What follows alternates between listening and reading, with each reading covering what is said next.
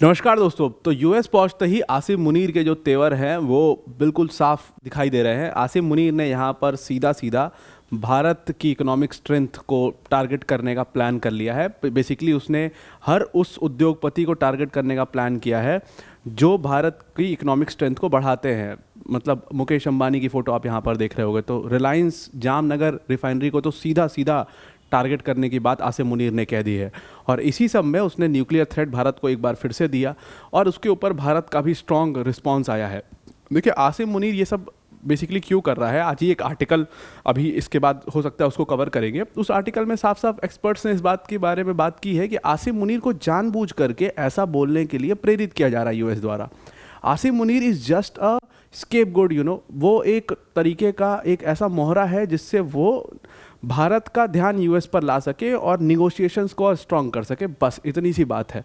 आसिम मुनीर और पाकिस्तान की ये ग्लोबल पॉलिटिक्स तो समझ में आती नहीं है, उसके समझने के लिए आपको एक लेवल तक की पढ़ाई करनी होती है जो जिससे एकदम बिल्कुल नदारत हैं ये लोग।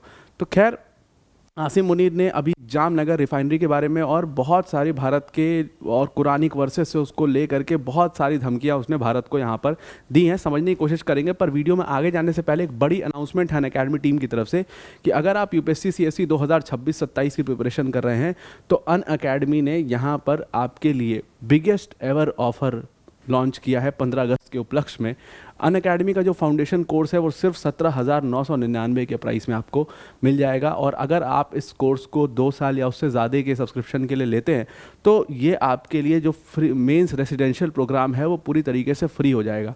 मेंस रेसिडेंशियल प्रोग्राम पूरी तरीके से फ्री होगा, जहाँ पर बोर्डिंग लॉजिंग सब अनअकैडमी के द्वारा होगी, मेंटोर वगैरह सब कुछ अनअकैडमी आपके लिए अलॉट करेगा, पूरी आपके ऊपर मेहनत की जाएगी, वो चीज़ आपके लिए फ्री हो जाएगी। और इस 17,999 के साथ 12 मंथ्स का फ्री एक्सटेंशन भी आपको प्रोवाइड किया जाएगा। अनअकैडमी के टॉप एजुकेटर्स जैसे मृणाल सर, प्रतीक सर, सुदर्शन सर जैसे एजुकेटर्स आपको इन बैचेस में पढ़ा रहे होंगे। इसको आप ज़रूर से ज़रूर ज्वाइन करिए। डिस्क्रिप्शन में इसकी लिंक हमने दे दी है। लिमिटेड टाइम ऑफर है, 14 अगस्त को ऑफर खत्म हो जाएगा, उससे पहले आपको इस ऑफर को अवेल कर लेना चाहिए।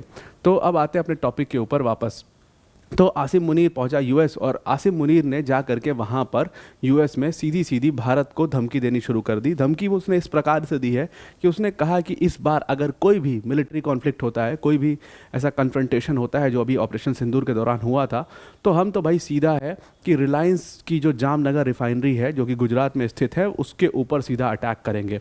और ये जैसे ही उसने बोला कि किसी भी मिलिट्री कॉन्फ्रंटेशन में हम रिलायंस जामनगर रिफाइनरी के ऊपर अटैक करेंगे, ये ऐसा पहली बार हुआ है जब किसी ने भारत के वाइटल ऑयल रिसोर्सेज के ऊपर अटैक करने की बात करी है। वाइटल ऑयल जो इंफ्रास्ट्रक्चर है उसके ऊपर किसी ने अटैक करने की बात करी है। और ये बात कही जा रही है कि आसिम मुनीर के दिमाग में नहीं आ सकती है, ये कहीं और से ये सारी चीज़ें जो हो रही है ये कहीं और से पीछे से कहीं से और से की जा रही हैं।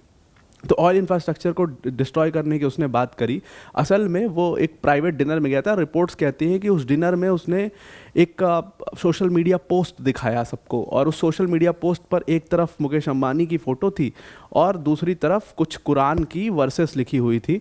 और बताऊंगा मैं अभी उन वर्सेस के बारे में। तो कुछ कुरान की वर्सेस लिखी हुई थी, तो उसने कहा कि ये मैंने खुद इस सोशल मीडिया पोस्ट को बनाया था। हाँ, तो पाकिस्तानी करते भी यही है, जो उनके जनरल्स हैं, जो उनके मिनिस्टर्स हैं, उनको आता कुछ नहीं है, वो सिर्फ सोशल मीडिया पोस्ट बनाते हैं। कॉल ऑफ ड्यूटी का वीडियो स्क्रीन रिकॉर्ड करके शेयर कर देते हैं कि देखो हमने ऐसे भारत के सारे प्लेन को गिरा दिया, बाद में पता चला कॉल ऑफ ड्यूटी का वीडियो है। वो ऐसे काम, मतलब बेइज्जती कराने वाले काम करते रहते हैं, वो कुछ ना कुछ करते ही हैं। खुद ही अभी कुछ दिनों पहले उसने बोल दिया था कि हमारा पाकिस्तान डंप ट्रक है। तो वही वाली बात है आसिम मुनीर के साथ। तो उसने कहा कि ये सोशल मीडिया पोस्ट मैंने ही बनाया था, और ताकि मैं धमकी दे सकूं भारत को कि हम एक्चुअल में क्या कर सकते हैं और हम क्या करने वाले हैं नेक्स्ट, जिसकी वजह से भारत के ऊपर प्रेशर पड़ जाए। उनके उद्योगपति उनके ऊपर प्रेशर डालने लगे कि भाई हम खतरे में हैं, हमारी इकॉनमी खतरे में है, ये सारी चीज़ें उनको हो जाए। इसलिए मैंने ये पोस्ट बनवाया था और वो दिखा रहा था। अब अगर आपको हमारी वीडियोस अच्छी लगती है उसको लाइक शेयर सब्सक्राइब करिए, और जो ये QR कोड है इसको स्कैन करके आप वर्ल्ड अफेयर्स बाय अनअकैडमी के ऑफिशियल टेलीग्राम चैनल पर ज्वाइन हो सकते हो, जहाँ पर आपको लाइव सेशंस की अनाउंसमेंट्स, जितने भी हमारे जो भी अपडेट्स आते हैं उसकी नोटिफिकेशंस मिल जाएगी आपको, प्लस उसके साथ डेली क्विजेस भी आपको उस चैनल पर मिल जाएंगे। तो अब ये बेसिकली जो इसने वो सोशल मीडिया पोस्ट दिखाया और बगल में जो कुरानिक वर्सेस लिखी हुई थी वो वर्स थी एक्चुअली सूरह अरफिल की। ये द एलिफेंट कहते हैं, और एक द एज ऑफ एलिफेंट हुआ करता था। असल में ये कहानी कहाँ से उसने पिक की है, तो एक यमन का राजा हुआ करता था अब्राहा, और उसकी आर्मी बहुत विशालकाय आर्मी थी, उसकी बहुत बड़ी आर्मी थी।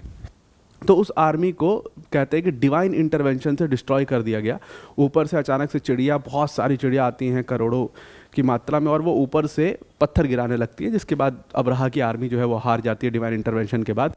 तो कहने का मतलब ये है कि अब्राहा की आर्मी में सबसे इंपॉर्टेंट चीज़ था हाथी, एलिफेंट। वो एक सबसे प्राइम टारगेट, सबसे मेन चीज़ थी।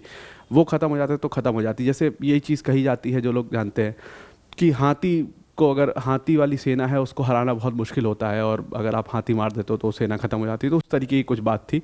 तो अब हाथी यहाँ पर, इसको मॉडर्न डे वॉरफेयर में किस कंटेक्स्ट में कहा जा रहा है? एरियल स्ट्राइक के कंटेक्स्ट में। चिड़िया जो पत्थर गिरा रही, तो एरियल स्ट्राइक के कंटेक्स्ट में मॉडर्न डे वॉरफेयर में इसको आसिम मुनीर इस्तेमाल कर रहा है। और एक्चुअल में हाथी का कहने का मतलब इसका है कि जो इंडिया की इकोनॉमिक स्ट्रेंथ है, मुकेश अंबानी टाइप के जो उद्योगपति हैं, उनको टारगेट करके उनको ख़त्म करो, तो आप भारत को सीधी सीधी चोट पहुँचा सकते हो।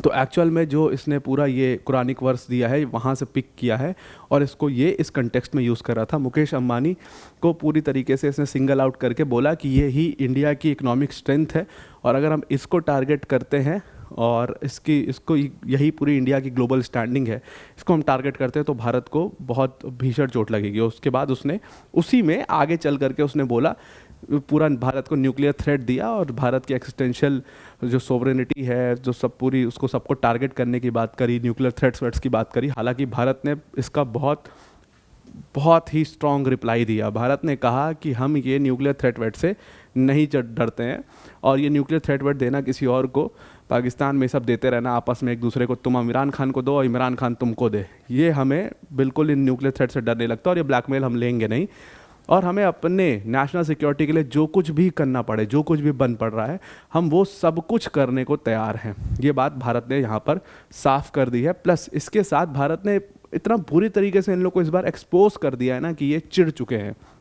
भारत ने कहा कि ये देखो कि हमने जब इनके टेरर आउटफिट्स के ऊपर अटैक किया, इनको तो भले खुश होना चाहिए कि हम इनके देश को एक तरीके से आज़ाद कर रहे हैं, मुक्त कर रहे हैं, लेकिन टेरर आउटफिट्स को जब हमने अटैक किया तो आसिम मुनीर इतना पागल हो गया कि ये हमें न्यूक्लियर थ्रेट देने लगा। और आप समझ सकते हो अब ये न्यूक्लियर कमांड किसके हाथ में है। ऐसे आदमी के हाथ में अगर आपका न्यूक्लियर कमांड रहेगा, और ये साफ दिखाता है कि और पाकिस्तान आर्मी और टेररिस्ट ग्रुप्स जो है वो हैंड इन ग्लव बिल्कुल एक साथ मिल करके काम कर रहे हैं, और इससे बड़ा एक्सपोज कुछ नहीं हो सकता पाकिस्तान आर्मी का। तो आई आपको पूरा आर्टिकल समझ में आ गया होगा। आज के लिए इतना ही। Thank you and have a nice day.